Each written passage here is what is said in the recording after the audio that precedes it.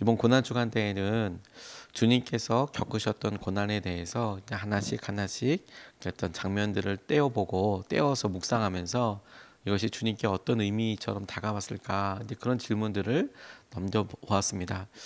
우리가 내일 모레 부활절을 앞두고 있는데, 부활절의 기쁨과 생명에 대해서, 그렇지, 주님께서 우리를 위해서 부활하셨지, 생명의 역사하심이 드러났지, 그렇게 기념하고 그 놀라운 생명을 의지하여 기쁨을 누리는 것은 너무도 좋은 일이고, 그리고 당연한 일이라고 싶지만, 마치 보석이 그 찬란함을 드러나기 위해서 바깥에 그 어두운 천으로 쌓아놓고 그 보석의 고귀함이나 아름다운 색깔을 더 분명하게 볼 수 있게 되는 것처럼, 주님이 우리에게 행하신 생명의 역사하심이, 주님이 우리 죄를 위해서 살아나셨어, 용서하셨어, 이 죄를 믿으며 이것을 믿으며 우리 죄가 용서된다고 하는 것을 진리이지만, 우리 마음속에, 그런데 우리는 매년 부활절을 맞으면서 왜 그런 기쁨과 은혜가 충만하지 못할까, 이런 질문과 현실 앞에 서게 되면, 그것이 우리 가운데 행하신 주님의 은혜와 마음을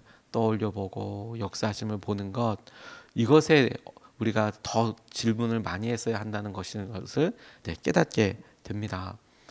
하나님께서 우리에게 허락하신 일들이 우리에게 놀라운 열매가 될 때까지 거저된 것이 없고, 고난이라는 것을 통과하고 주님께서 하셨던 여러 일들을 떠올려 보게 되는데, 우리는 우리의 상황에서 보게 되는, 혹은 필요를, 우리의 상황에서 느껴지는 고난과 그것의 해결에 대해서 관심이 있다고 생각이 들어요. 그래서 순수히 주님의 고난, 주님이 하신 일들에 대해서 익숙하지 않은 거예요. 저는 고난주간 보낼 때마다, 부활절 마주할 때마다 딜레마 같은 것이 있어요. 한 해 중에 제일 벚꽃이 예쁘게 필 때가 요 시기잖아요. 요 시기를 딱 따라가 보면 제일 날씨도 좋고, 제일 꽃이 예쁘게 피고, 그리고 어디 놀러 간다 그러면 제일 좋은 날이 요 시기가 이제 되는 거죠. 당연히 가족들이랑 이야기하고 놀러 가는 거 이상한 거 아닙니다만, 그러나 늘 그게 우리에게 중요한 질문 한 가지로 다가오게 되는 거죠. 고난과 아픔에 대해서 우리가 생각할 때, 주님께서 우리를 향하여 당하셨던, 혹은 가지셨던 많은 생각과 고난의 원인들이 있습니다만, 이번 한 주 동안 주님이 당하셨던 배신이, 주님께서 믿고 맡기셨던 사람들에게 당하신 것이, 그리고 주님께서 당하셨던 모욕과 억울함이 얼마나 큰 아픔일까, 뿐만 아니라 그분께서 육신의 아픔을 통해서 겪으셨던 일들이 우리에게 아파 보인다가 아니라 얼마나 큰 아픔이었을까, 실제로 그러했을까, 이런 질문들을 통해 우리는 불편할지 모르지만, 근데 그와 같은 일을 주님이 통과하셨다고, 이루셨다고, 그리고 여전히 그 일의 원인이 되는 우리, 주님을 배신하고 또 외면하고, 그리고 우리의 삶에 주님을 모욕하는 듯한 그런 행동을 버젓이 하고 있지만, 그게 잘못이라고 생각하지도 않고, 우리를 위해서 피 흘리셨다는 것에 대해서 말은 고백하고 생각은 알고 있지만, 그러나 그 고통과 고난에 대해서 우리가 우리의 열심과 삶을 한 발자국도 움직이지 못하는 상황에서 아프셨을 거라고, 그분은 그렇게 힘드셨을 거라고 100번 1000번 고백하는 그 모습이나, 이런 일들을 우리가 보고 주님 앞에 회개하고, 주님 앞에 감사하고, 주님 앞에 새롭게 삶을 결단하는 것이 중심이라고 싶은 거예요. 오늘 마지막으로 살펴보고 싶은 것이 가족입니다. 제가 주님의 고난을 생각하면서 가족이라고 떠올려 보면서 이게 주님께 고난이었다라고, 고통이었다고 생각하게 된 이유는, 실제로 우리 삶에 가족은 늘 우리의 삶의 중심의, 우선순위의 중심이지 않습니까? 그런데 예수님의 삶을 보면 가족, 마리아 혹은 형제들, 특별히 형제들은 그렇게 별로 조우한 내용들이 쓰여져 있지 않습니다. 마리아와 함께 주님이 말씀을 전하실 때 찾아왔던 사건, 이것 외에 주님의 살아생전에 주님의 형제들이라고 이야기했던 사람들과 그렇게 조우하고 이야기했던 이야기가, 에피소드나 예화가, 일화가 없어요, 거의. 그런데 여러분, 그렇게 생각해 보면 주님이 십자가에서 마지막 숨을 거두실 때에 그 어머니 마리아에 대해서 이야기한 오늘 본문 말씀은 사실 굉장히 생경하게 느껴집니다. 왜냐하면 평소 때 우리 어머니를 잘 부탁한다, 우리 어머니, 우리 가족 이렇게 계속해서 언급이 되고 이야기가 됐다면 마지막 순간에 생각나는 것들이 아 맞아 주님이 그렇게 하셨겠구나 싶은데 평상시에는 그렇게 많이 등장하지 않거든요. 그런데 마지막 순간에 우리 어머니를 잘 부탁한다, 너희 어머니다라고 이야기하는 것을 보면 주님의 마지막 순간에 주님의 생각과 마음을 붙잡고 그리고 큰 고통과 큰 마음의 갈등 중에 하나였던 것이 부모님, 어머니였던 것이 틀림없다고 싶어요. 제가 참 좋아하는 집사님 중에서 결혼을 했지만 정말 오랫동안 아이가 없었던 가정이 있었는데 정말 놀라운 주님의 은혜로 어느 날 아이를 정말 주님께서 허락해 주셔서 그래서 아이를 갖게 되었습니다. 기도도 그렇게 많이 했고 실제로 아이가 태어났는데 너무 예쁘고 그렇게 부모의 사랑을 정말 쏟아지듯이 받고 그렇게 생활하셨더라 했습니다. 얼마나 예쁘겠어요. 마흔이 훨씬 넘어서 아이를 이렇게 얻게 되었으니, 늦둥이를 얻어야 될 그 나이에 첫 번째 아이를 얻었으니 정말 기쁘죠. 그리고 여러 어떤 병원에도 가고 했지만 자연스럽게 아이가 찾아왔어요. 그래서 아이를 키우고 열심히 살아야겠다고 싶은데 한 번은 이렇게 소그룹 나누고 이럴 때 이분은 정말 얼굴이 흑빛이 돼서 이렇게 오셨어요.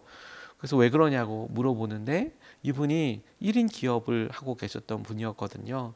조그만한 전자 관련된 일을 하고 계시는 분이었는데 평상시에 업체에 이렇게 여러 회로판이나 이런 것들을 납품하고 많이 이렇게 활동적으로 하셨는데 몇몇 기업이 이제 이분의 주요 수입원이었던 거예요. 그 기업에서 이런 거 만들어 달라 그러면 이분이 만들어서 납품하고 이제 그렇게 오는데 이제 수금을 위해서 그 다음 이제 계약권을 넣고 갔는데 뜬금없이 그 회사에서 단가가 높아서 계약을 이제 안 하려고 한다고, 더 물량을 안 주려고 그런다고 이제 그렇게 얘기하고 거의 얘기가 제대로 마무리되지 않은 상태로 회의가 이제 끝난 상태로 교회에 오시게 된 거예요. 이분의 마음속에 결제라도 계속 해주고 잘 해주고 그리고 그 순간에도 그날도 결제라도 다 해주고 그렇게 했으면 DC를 해주세요 이렇게 얘기하면 얘기라도 해볼 텐데 오랫동안 제대로 된 결제도 해주지 않은 상태에서 갑자기 원가 이야기를 하고 나오니까 억울하기도 했지만 이분이 얼굴이 흑빛이 됐던 게 무엇이냐면 아이를 품에 안고 나니까 제일 먼저 마음속에 들었던 간절한 소원이 이 아이가 대학 갈 때까지만이라도, 고등학교를 졸업할 때까지만이라도 내가 이 일을 하게 해주세요 이런 기도가 첫 번째로 나오더라는 거예요.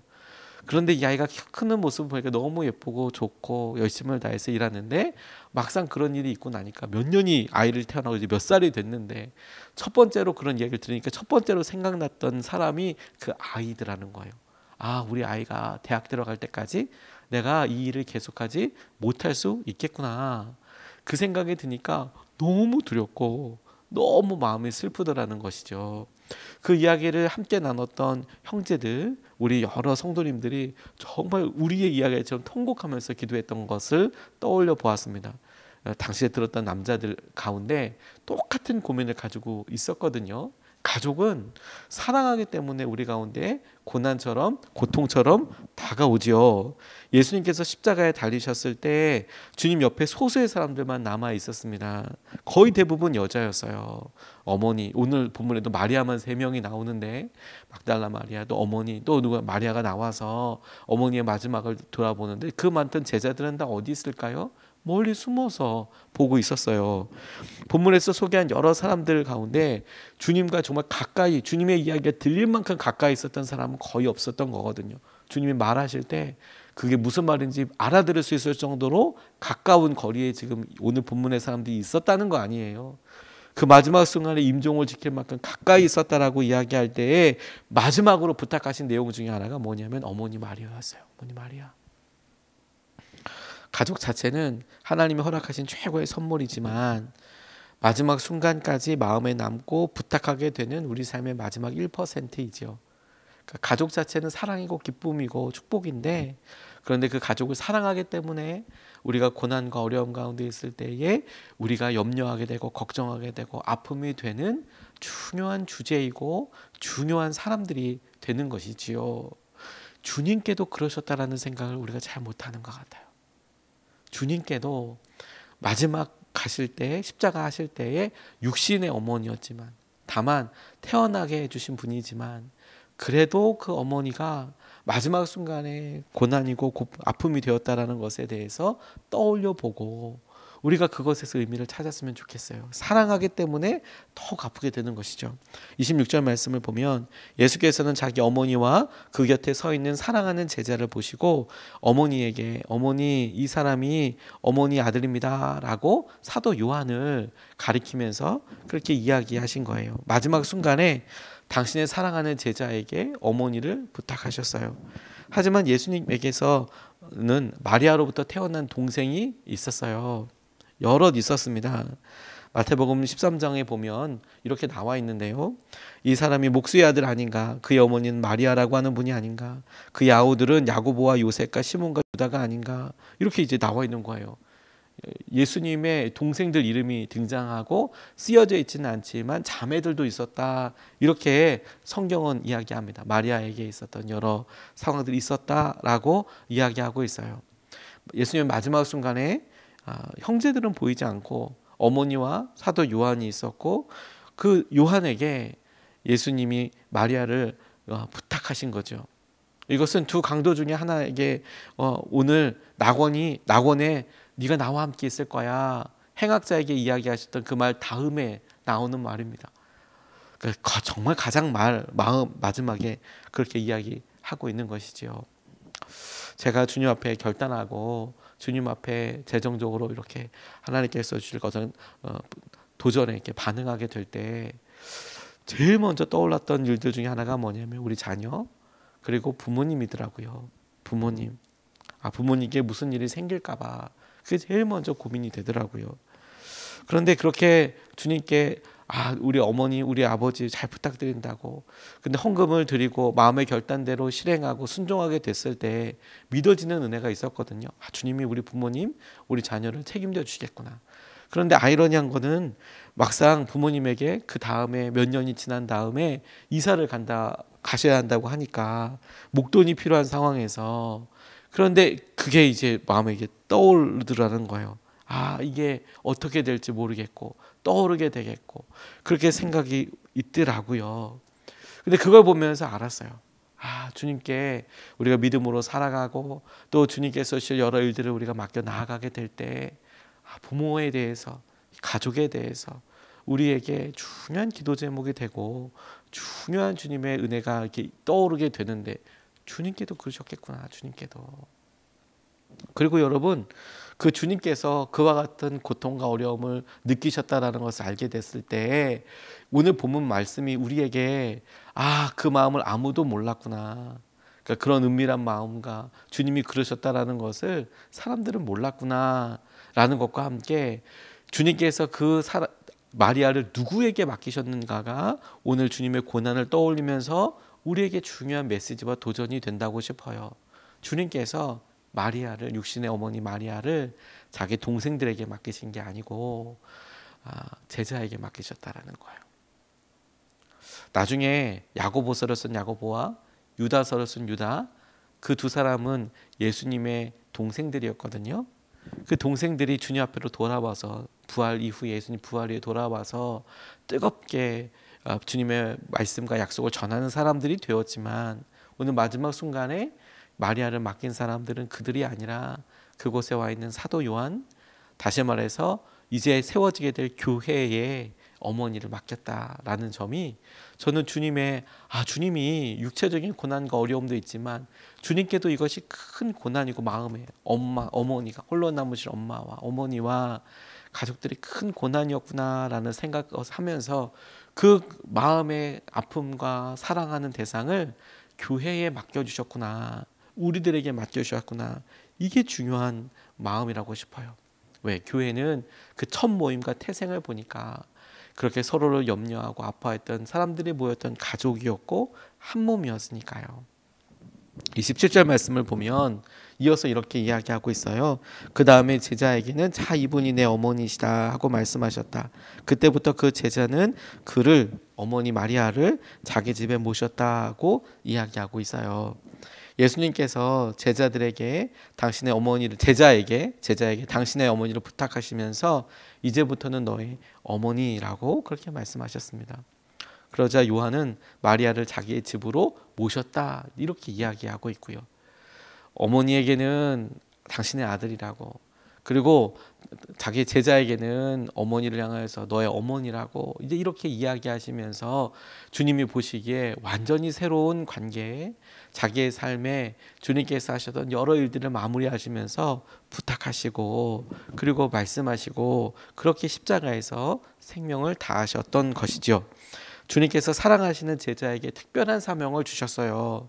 마지막 자리까지 주님을 염려하고 같이 아파하고 있는 제자에게만 주셨던 특별한 사명이 뭔지 아십니까?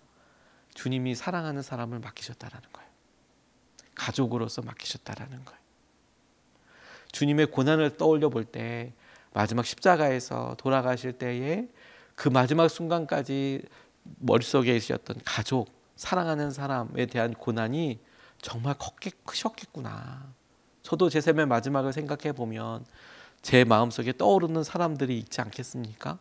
그들에 대한 마음의 아픔과 염려가 주님께도 그렇게 크셨겠구나라는 것에 대해서 우린 잘 주목하지 않았어요. 근데 정작 십자가에서 주님께서 어머니 마리아에 대해서 이야기를 하시는 거죠.